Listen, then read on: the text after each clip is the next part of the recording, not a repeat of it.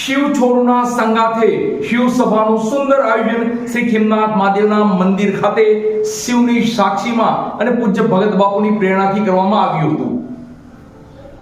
મહુવા શહેરના શ્રી ખીમનાથ મહાદેવના મંદિર ખાતે પૂજ્ય ભગત બાપુના આશીર્વાદ અને શિવના સાનિધ્યમાં શિવ સભાનું જ્ઞાનાત્મક આયોજન કરવામાં આવ્યું હતું. એક વર્ષ જેવા સમયથી અવિરત શિવ સભા શરૂ છે એ શિવના આશીર્વાદ વગર શક્ય જ નથી.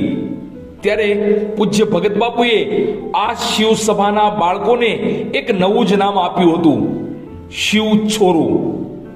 આ શિવ છોરુઓ જ્ઞાનના ભંડાર મેળવા એક વર્ષથી અવિરત શિવના સાનિધ્યમાં પધારી રહ્યા છે. છેલ્લા એક વર્ષથી શિવ સભામાં સેવા આપતા ભાઈઓ અને બહેનોની સેવા પણ અદ્ભુત અને અમૂલ્ય છે. ત્યારે આજની શિવ સભામાં શિવ છોરુઓએ કલમના ક થી લઈ જ્ઞાનના જ્ઞ સુધીની સફરને વર્ણવી હતી. તો ચાંદો સૂરજ રમતાતાના જ્ઞાન સાથે શિવના છોરુઓએ ગમ્મત સાથે જ્ઞાન મેળવ્યું હતું. ટૂંકમાં શિવ સભાની એક વર્ષની સફર અદ્ભુત, જ્ઞાનાત્મક, નવીનતમ, સેવાત્મક, શિવાત્મક અને પૂજ્ય ભગત બાપુના આશીર્વાદ સાથે પ્રસાદમ રહી છે. નિમિત્ત માત્ર મનોરથી દ્વારા શિવ સભામાં પ્રસાદીની સુંદર વ્યવસ્થા ઊભી કરાતી હોય છે. ત્યારે આજની શિવ સભામાં પ્રસાદીના નિમિત્ત માત્ર મનોરથી સ્વપ્રભાવતીબેન જાદવજીભાઈ મહેતા હસ્તે પ્રદીપભાઈ મહેતા સ્ટેમ્પ પેન્ટર વાળા રહ્યા હતા. પ્રસાદીના મનોરથી હાજર ન હતા, પણ પૂજ્ય ભગત બાપુએ શ્રી ખીમનાથ દાદાની સાક્ષીએ અંતરના આશીર્વાદ આપ્યા હતા.